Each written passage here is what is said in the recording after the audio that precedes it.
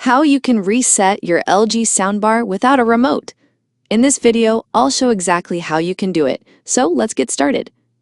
If you have an LG soundbar from the SN series, such as SN11, SN10, SN19, or SN18, press and hold the mic mute button on the soundbar for at least 5 seconds.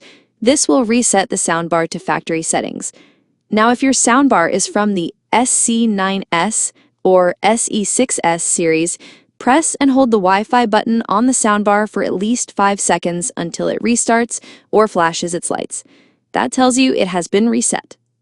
Some soundbars, like the NB3540, do not support resetting from the device itself. So if yours is one of those, you will need to try a universal remote that works with LG soundbars. Or use the LG Soundbar app on Android or iOS if your model supports it. You can also contact LG support with your model number for help. And that's it. That's how you can reset LG soundbar without remote.